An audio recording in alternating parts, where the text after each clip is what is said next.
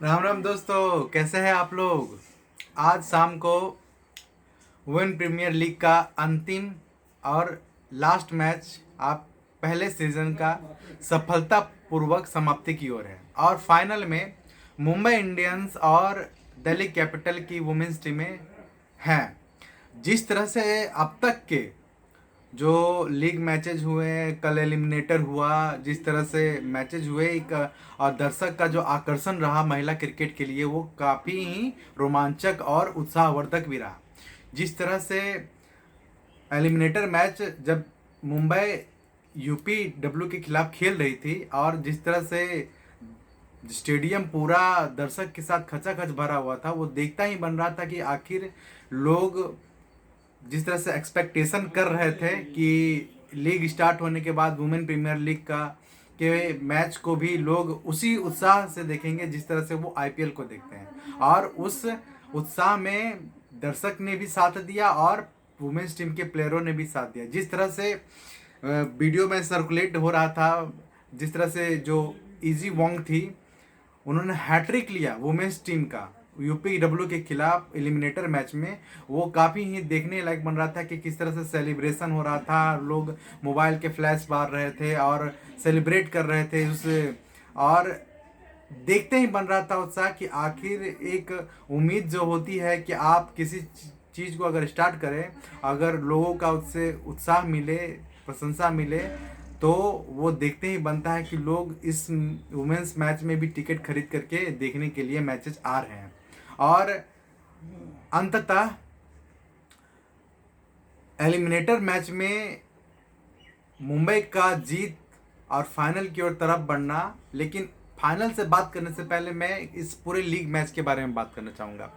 जिस तरह से पहले सीजन में कुछ टीमों के लिए अच्छा, मतलब खराब प्रदर्शन भी नहीं कहेंगे, मतलब शुरुआती में आप उतना खराब भी नहीं कर सकते हैं, लेकिन उम्मीद जिससे ज़्यादा होती है आप उनसे आपको ज़रा एक्सपेक्टेशन ज़्यादा जब रहता है, अगर वो सफल ना हो पाए तो ज़रा सा दुख होता है। उसी तरह से अगर बात किया जाए रॉयल चैलेंजर बैंगलोर, जिस तरह से पुरुष टीम अब तक अनलकी साबित हुई है ट्रॉफी जीतने में, और इनका शुरुआत भी देखने को मिल रहा है कि जिस तरह से लगातार 5 मैच हारने के बाद जब 2 मैच में जीत मिला तो इन्हें लगा कि हम प्लेऑफ के लिए क्वालिफाई कर जाएंगे। लेकिन जब आप शुरुआती पारी में ही जब पटरी से आप उतर चुके थे तो लास्ट लास्ट में आप पटरी पे ट्रेन को चढ़ाना चाहेंगे तो वो एक्सीडेंट ही होगा। और वही हुआ भी कि जिस तरह से स्मृति मंदाना की टीम पूरे शुरुआती लीग मैचों में ही जिस तरह से फेल हो गई, वो ज़रूर अगले सीजन में वो ज़रूर कुछ फोकस बदलाव या फिर कैप्टेंसी में बदलाव या बॉलिंग में टीम में परिवर्तन, जो भी कॉम्बिनेशन हो वो ज़रूर करना ही चाहेगी। और इसी तरह कुछ कंट्रोवर्सी रही गुजरात सुपर जायंट्स की भी, और कि डिटो जो थी वेस्ट इंडीज़ की प्लेयर, उन्हें टीम से बाहर कर दिया गया, कहा कि वो बीमार थी, मेडिकल फिट नहीं थी। लेकिन उन्होंने इंस्टाग्राम ट्विटर पे कुछ डाला बड़े से स्टेटमेंट में कि ऐसा कोई बात नहीं है, मुझे अनफिट करार दे दिया गया। जो भी हो, बाद में टीम ने क्लैरिफिकेशन दिया। फिर उसी से एक और मसला रहा कि एक प्लेयर जब चोटिल हो गई तो कुछ पाकिस्तान में महिला क्रिकेट खेल रही थी एक दक्षिण अफ्रीका के प्लेयर, उन्हें तुरंत बुलाया गया और तुरंत इन टीम में शामिल कर लिया गया। और इसी तरह गुजरात सुपर जायंट्स का भी जो महिला टीम का परफॉर्मेंस कुछ खास नहीं रहा, वो भी 1-2 मैच जीती और नेट रन रेट में पीछे रही। लेकिन उनके लिए एक ये भी दुविधा रही कि उनके जो कैप्टन प्लेयर थी वो चोटिल हो गई। उनके बाद हरलिन देओल को मौका मिला कि आप आइए लीड कीजिए टीम को, और उन्हें कुछ ज़्यादा सफलता नहीं मिली। लेकिन एक और टीम के बारे में आप ज़रूर बात करना चाहेंगे, वो थी आपकी आकर्षक परफॉर्मेंस के लिए दिल्ली कैपिटल्स।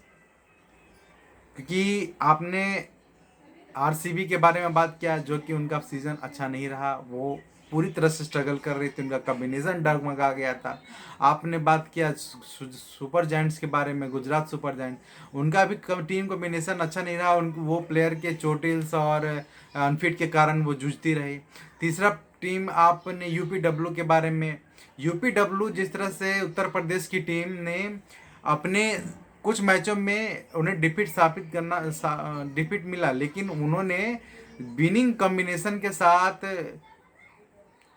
टीम में उतरी और उन्होंने प्लेऑफ्स के लिए अपना रास्ता क्लियरिफाई भी किया और क्लियर किया, और उन्होंने एलिमिनेटर मैच खेला। जरूर वो प्लेऑफ में पहुंच के एलिमिनेटर मैच हार गई, लेकिन उनके लिए एक सेटिस्फैक्शन रहेगा कि पहले सीजन में अगर आप इस तरह की जीत करके आप एलिमिनेटर की ओर स्थान प्लेऑफ में करते हैं तो आपके लिए एक पॉजिटिव पॉइंट रहता है।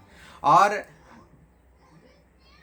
जिस तरह से दिल्ली की टीम, उन्होंने टेबल पॉइंटर में टॉप पे रह करके उन्होंने डायरेक्ट फाइनल का टिकट कटाया।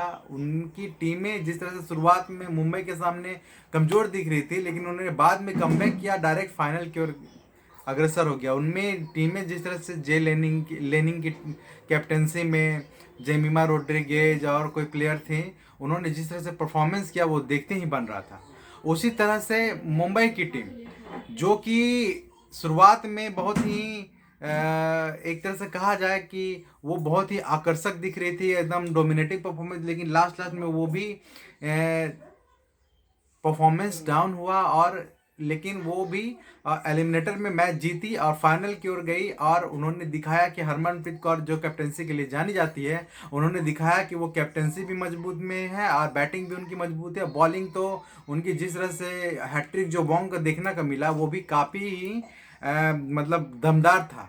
और उनका बैटिंग लाइनअप जिस तरह मैथ्यूज थे और मुंबई का हरमनप्रीत कौर, वोंग, बॉलिंग जिस तरह से चल रहा है, और उसी तरह से दिल्ली का जेमिमा रोड्रिगेज लेनिंग के कैप्टनसी में जिस तरह से परफॉर्मेंस चल रहा है वो देखते ही बन रहा। और ये भी उम्मीद किया जा रहा है कि फाइनल्स में एक जो हाई स्कोरिंग या लो स्कोरिंग या बॉलिंग परफॉर्मेंस हमें ज़रूर देखने को मिलेगा। और इस मेडन वुमेन्स प्रीमियर लीग के फाइनल में आपको रोमांच पूरी भरपूर देखने को मिलेगा। और हमें उम्मीद है कि जिस तरह से दर्शक का उत्साह आप सपोर्ट मिल रहा है पैक्ड स्टेडियम, ब्रेबोन स्टेडियम में, उस तरह से हमें फाइनल में देखने को मिलेगा और एक नया चैंपियन भी हमें मिलेगा। चलिए, हमारा एनालिसिस आपको कैसा लगा आप हमें ज़रूर बताएं और हमारे चैनल को लाइक सब्सक्राइब जरूर करें। धन्यवाद।